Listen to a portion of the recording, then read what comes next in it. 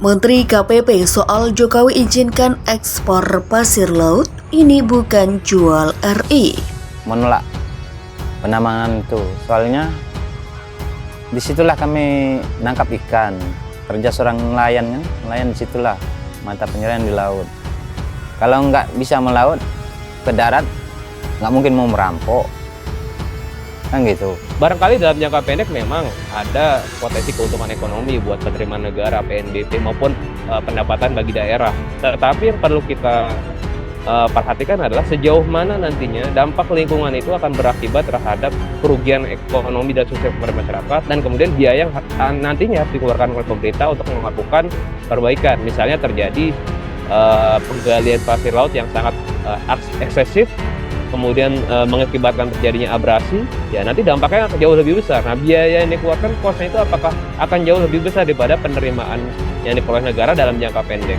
Permintaan ekspor selama itu betul-betul adalah hasil sedimentasi, dan hasil sedimentasi itu yang menentukan. Tadi saya sudah minta salah satunya adalah tim Greenpeace, tim lingkungan ya, lembaga lingkungan LSM.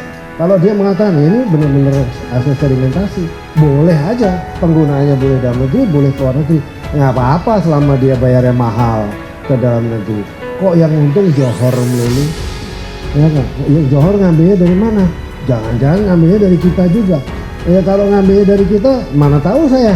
Ya, tentu yang kita khawatirkan ya, kebijakan ini akhirnya menjadi sekedar cara instan untuk mendapatkan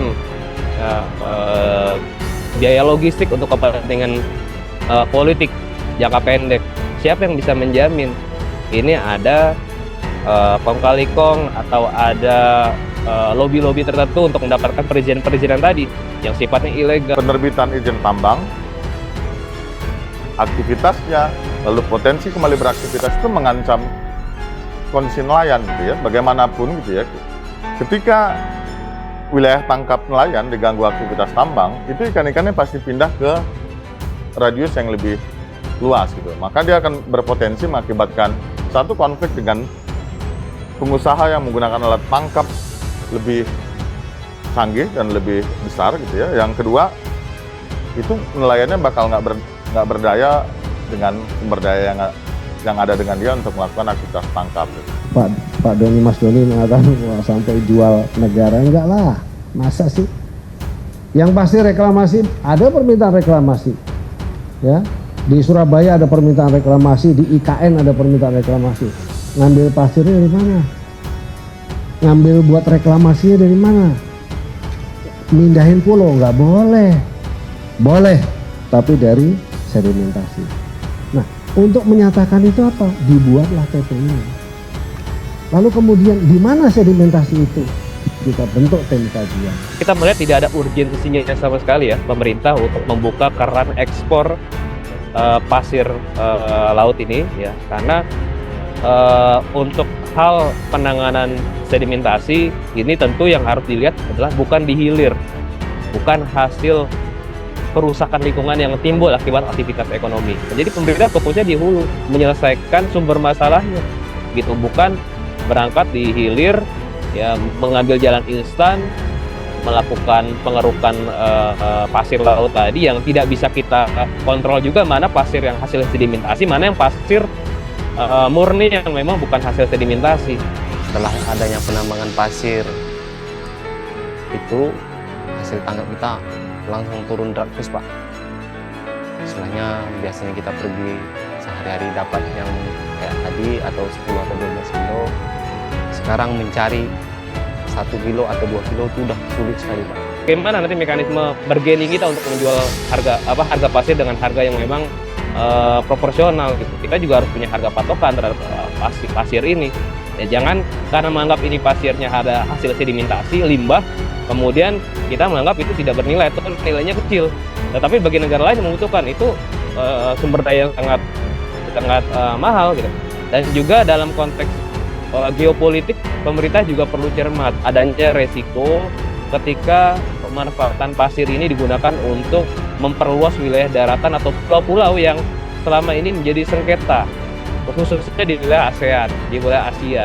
Nah, jangan sampai nanti pesisir ini dimanfaatkan untuk memperluas pulau-pulau tadi yang dianggap sebagian negara-negara lain ini adalah wilayah sengketa. Nah, kita jangan sampai terlibat dalam pusaran geopolitik.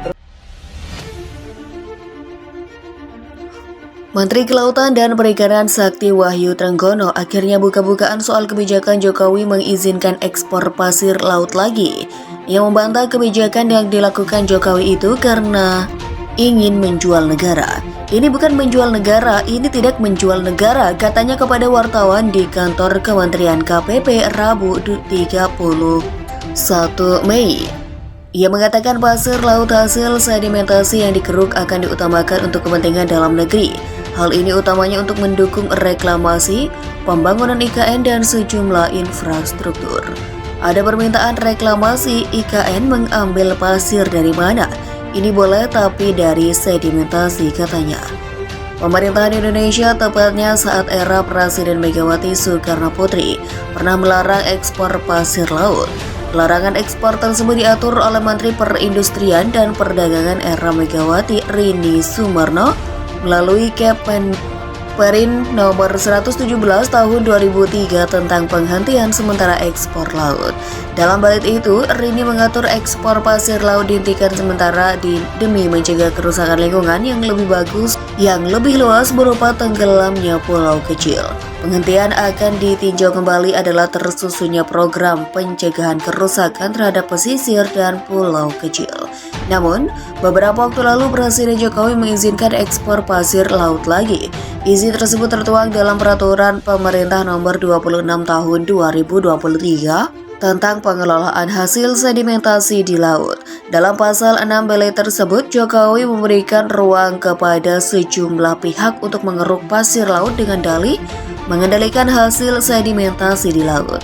Dengan alasan mengendalikan sedimentasi itu, Jokowi memberikan ruang kepada sejumlah pihak untuk membersihkannya. Dalam pasal 8 belit itu, Jokowi mengatur sarana yang bisa digunakan untuk membersihkan sedimentasi itu adalah kapal isap. Kapal isap itu diutamakan berbendera Indonesia. Kalau tak tersedia, Jokowi mengizinkan kapal isap asing untuk mengeruk pasir di Indonesia. Dalam pasal 9, Jokowi mengatur pasir laut yang sudah dikeruk boleh dimanfaatkan untuk beberapa keperluan. A. Reklamasi di dalam negeri. B. Pembangunan infrastruktur pemerintah. C. Pembangunan prasarana oleh pelaku usaha. Dan atau D. Ekspor sepanjang kebutuhan dalam negeri terpenuhi dan sesuai dengan ketentuan peraturan perundang-undangan.